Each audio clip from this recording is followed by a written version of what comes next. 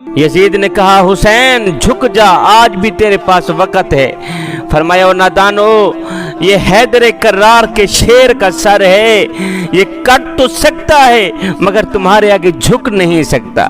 रावी कहता है, जब इमाम हुसैन की कमीज उतारी गई तो 113 सुराख तीरों के थे, 33 सुराख नेजों के थे और 34 जख्म तलवारों के थे। इतने जख्म जिस्म के अंदर, जिस्म जख्मों से चूर चूर हो गया है। लेकिन जब इमाम अली मकाम इमाम हुसैन ने अपनी पेशानी सजदे में रखी तो आखिरी अल्फाज ये थे कि मालिक तेरी तकदीर पे राजी हो गया हूँ, मालिक जख्म सह के भी देख तेरा हुसैन मुस्कुरा रहा है। और मेरे करीम रब, तेरी तरफ से जो दुख आए मैंने कबूल किए, जो दर्द आए मैंने कबूल किए, जो तकलीफें आई मैंने कबूल की।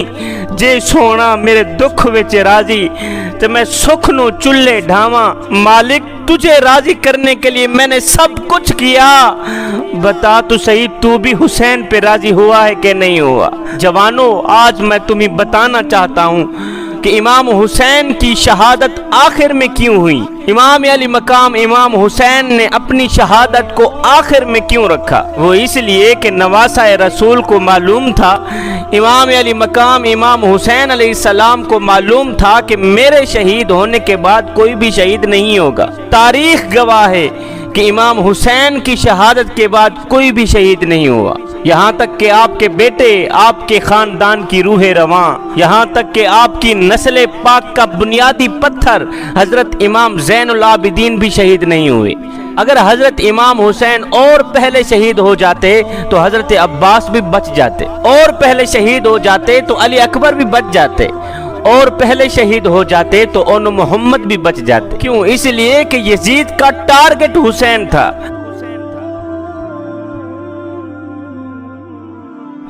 यजीद का निशाना हुसैन था। यजीद ने तो सिर्फ हुसैन को ही मारना था। मैं कहना यह चाहता हूँ, इमाम अली मकाम इमाम हुसैन ने अपनी गर्दन देने में देर ही क्यों की, अपनी शहादत को आखिर में क्यों रखा। इसलिए कि अगर इमाम अली मकाम इमाम हुसैन पहले शहीद हो जाते तो करबला में एक भी शहीद ना होता।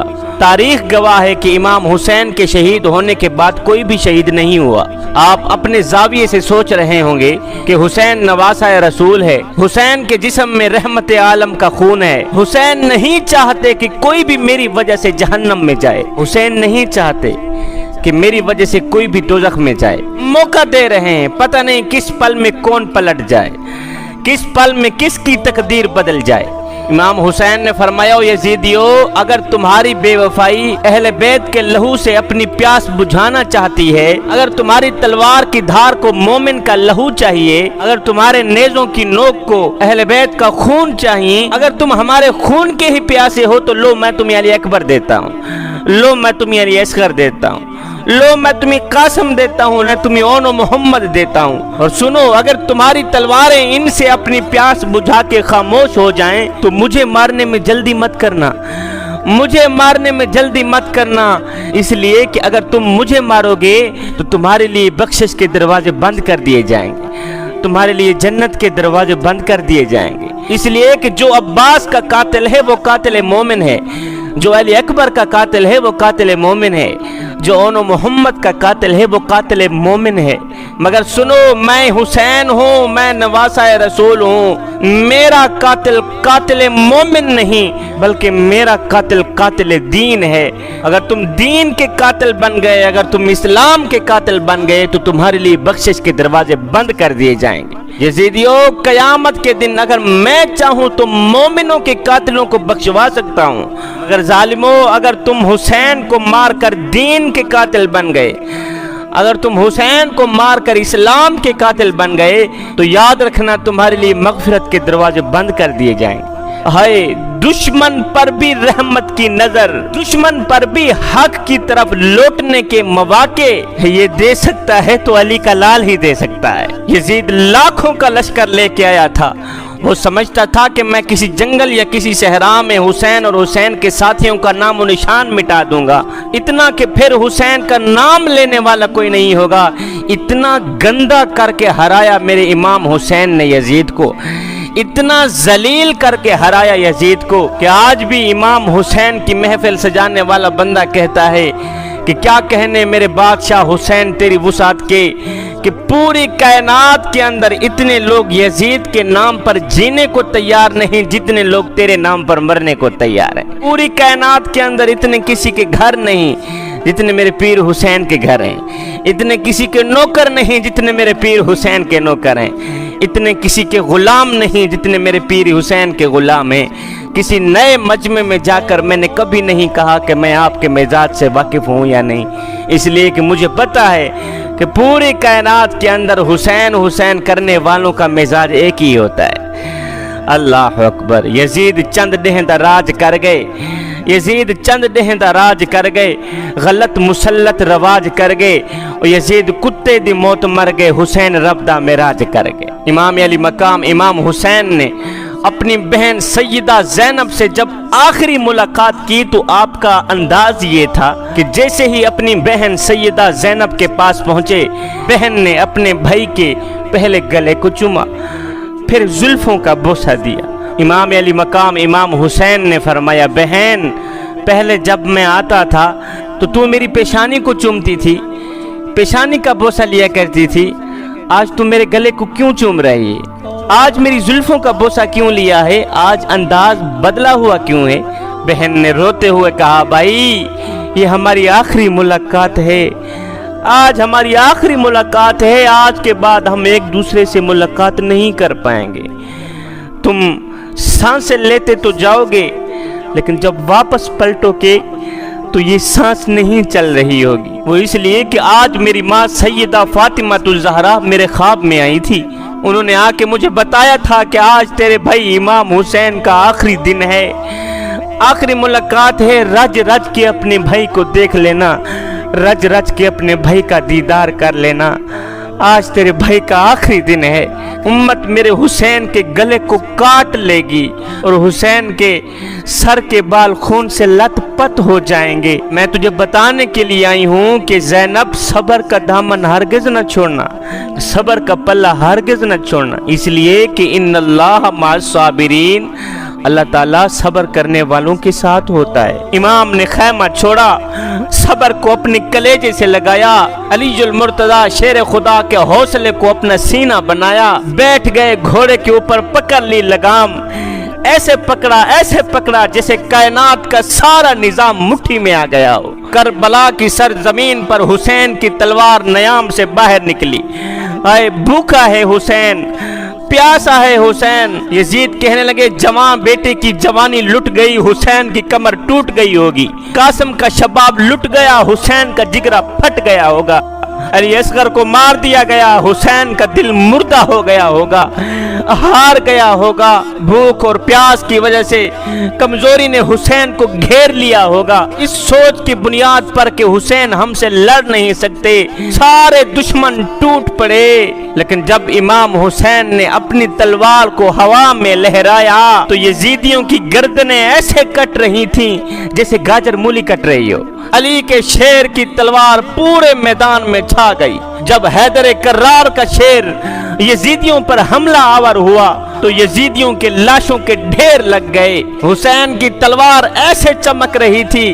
ایسے لگتا تھا جیسے آسمان کے سارے تارے تلوار میں سما گئے ہوں، ایسے لگتا تھا جیسے حیدر کرار کا بازو حسین کے بازو میں سما گیا ہو، ایسے لگتا تھا جیسے صدیق کی صداقت، فاروق کی عدالت، عثمان کی سخاوت حسین کے سر پر پہرا دے رہی ہو، نواسہ رسول کے سر پہ سایہ دے رہی ہو، ایسے لگتا تھا جیسے مصطفیٰ مدینے سے چل کر کربلا میں آ گئے ہوں، ایسے لگتا تھا جیسے فاطمہ الزہرا نے دعا کے لیے ہاتھ اٹھا دیے ہوں۔ حسین کی تلوار چلتی رہی، یزیدیوں کی گردنیں کاٹتی رہی، شیر خدا کا شیر جنگ میں لڑتا رہا کہ اچانک یزیدیوں میں ایک بے چینی سی پھیل گئی، اضطراب پھیل گیا، ایک سناٹا چھا گیا کہ کہیں ایسا نہ ہو کہ کہیں اعتراض بھی نہ بن جائے کہ ایک ہی سپاہی نے پورے کے پورے لشکر کو مار گرایا ہے، سارے کے سارے لشکر کو مار دیا ہے ایک ہی سپاہی نے۔ یزیدیوں میں ایک دم بے چینی سی پھیل گئی، ایک ہلچل مچ گئی، سناٹا چھا گیا۔ کسی نے کہا، اے حسین ابن علی، آپ ہمیں مدد کی اجازت دیجئے۔ فرمایا نہیں نہیں، یہ امتحان حسین کا ہے، یہ امتحان فاطمہ الزہرا کے پتروں کا ہے۔ اور سنو، امتحان میں مدد لینا طالب علم کی کمزوری ہے، امتحان گاہ میں نقل لینا طالب علم کی کمزوری ہے میاں۔ ہاں میں نے مدد لی تھی جب فاطمہ الزہرا کی گود میں تھا، میں نے مدد لی تھی جب علی کے آنگن میں تھا، میں نے مدد لی تھی جب تربیت گاہ میں تھا، لیکن سنو، ایگزامینیشن ہال میں مدد مانگنا جرم ہے۔ پھر پتہ چلا کہ امام علی مقام امام حسین درس گاہ میں نہیں تھے، امتحان گاہ میں تھے، اور بتا رہے تھے کہ یزیدیو دیکھو، جو علی نے سکھایا تھا میں سیکھ چکا ہوں، جو نبی نے بتایا تھا میں بن چکا ہوں۔ تلوار چلتی رہی، یزیدیوں کے سر کاٹتی رہی، ایک دم یزیدیوں میں بے چینی سی پھیل گئی، اضطراب پھیل گیا کہ اس تلوار کو روکو، یہ تلوار تو گاجر مولی کی طرح کٹتی چلی جا رہی ہے۔ اور ناتانو، جس تلوار کو پیاس نہ روک سکی، جس تلوار کو بھوک نہ روک سکی، جس تلوار کو علی اکبر کی جوانی نہ روک سکی، جس تلوار کو قاسم کا لوٹا ہوا شباب نہ روک سکا، وہ تلوار بھلا کیسے رک سکتی ہے؟ حسین کی تلوار چلتی رہی، چمکتی رہی، یزیدیوں کی گردنیں کٹتی رہی، صفایا ہوتا رہا۔ اب اس تلوار کو کوئی نہیں روک سکتا، اب اس تلوار کو کوئی نہیں روک سکتا۔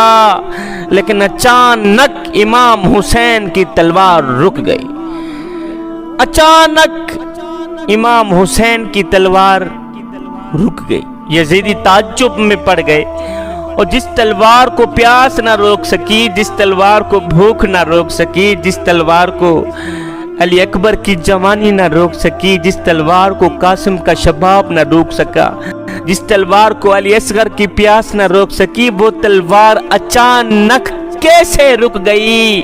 اس لیے کہ نماز کا وقت ہو گیا تھا۔ آئے ہائے، نماز کا وقت ہو گیا تھا۔ جوانو، تم کتنی آسانی سے نماز چھوڑ دیتے ہو۔ ہائے، آگے دشمن ہے، پیچھے دشمن ہے، دائیں دشمن بائیں دشمن، حسین کی تلوار چل رہی ہے، یزیدیوں کے گلے کاٹ رہی ہے۔ اچانک امام حسین کی تلوار رک گئی، اس لیے کہ نماز کا وقت ہو گیا تھا۔ اے حسین ابن علی، آگے دشمن ہے، پیچھے دشمن ہے، دائیں دشمن بائیں دشمن، تلوار چلنی چاہیے تھی، تلوار کیوں روکی؟ فرمایا اس لیے کہ نماز اس سے بھی زیادہ اہم ہے، نماز اس کام سے بھی زیادہ اہم ہے، نماز اس سے بھی زیادہ اہم ہے۔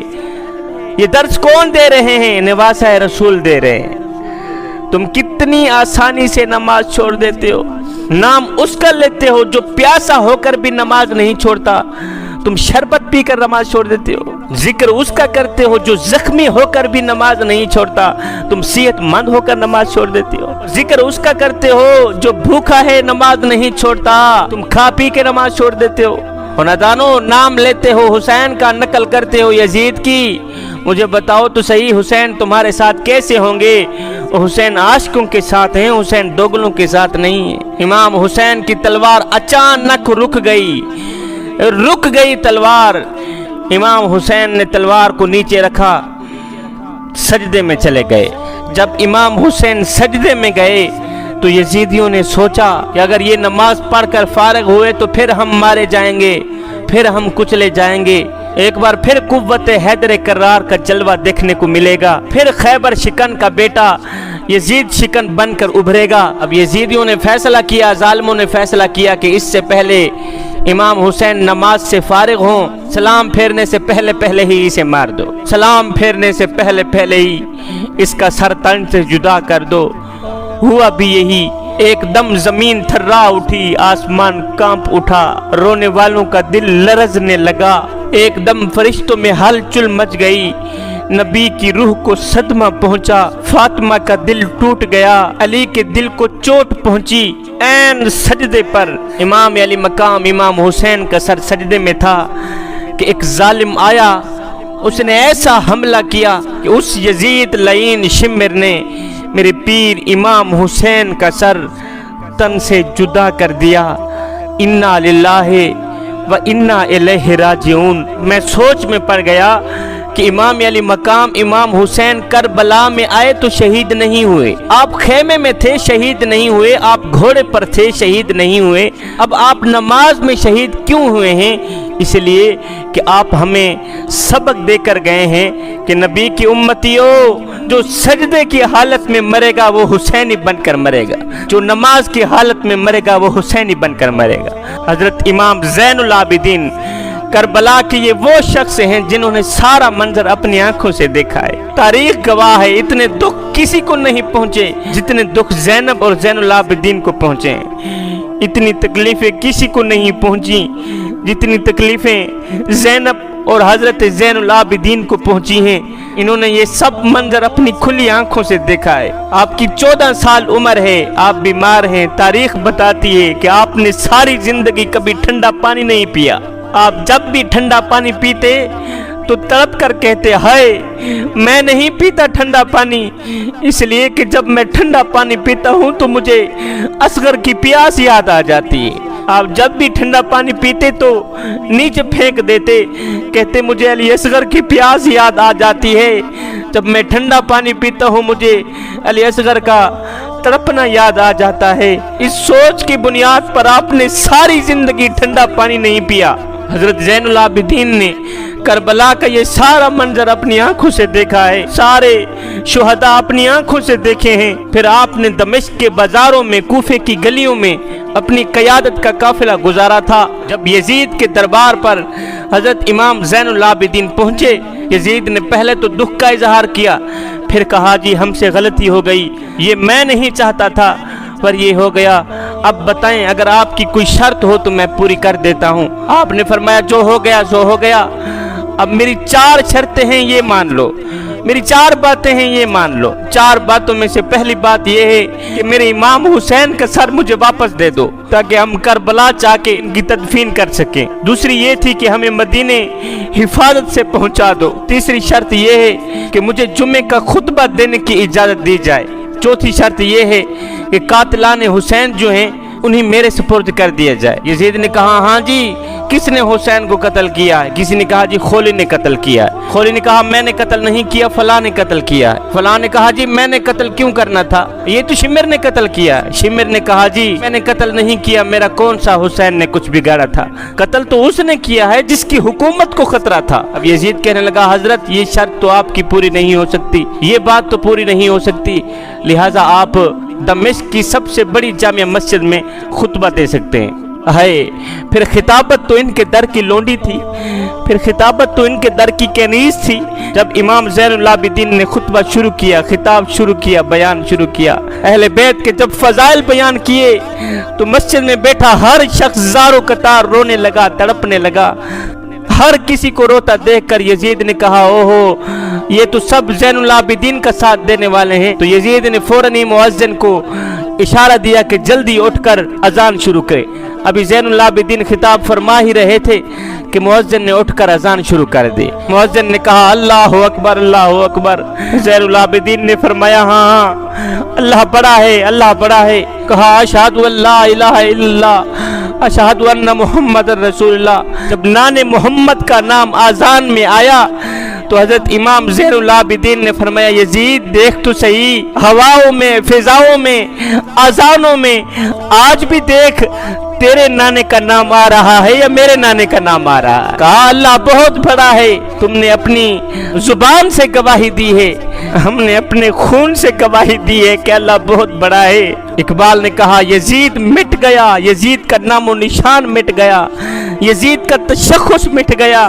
حسین کل بھی زندہ تھا، حسین آج بھی زندہ ہے، حسین قیامت تک زندہ رہے گا۔ ایک یزید نے جب امام حسین کے دانتوں پہ چھڑی مارنا شروع کی تو وہاں ایک صحابی موجود تھے جن کا نام حضرت ابو برزہ اسلمی ہے۔ حسین کے ہونٹوں پہ چھڑی مارتا دیکھ کر یہ بوڑھے صحابی اٹھ کھڑے ہوئے۔ آئے صحابی کی ٹانگیں کانپتی ہیں، بدن کانپتا ہے، اٹھ کر کہنے لگے او بدبخت اپنی چھڑی روک لے اپنی چھڑی، اس لیے کہ میں نے اپنی آنکھوں سے دیکھا ہے کہ ان ہونٹوں کو میرے حضور دن میں 1 بار نہیں 100 بار چوما کرتے تھے۔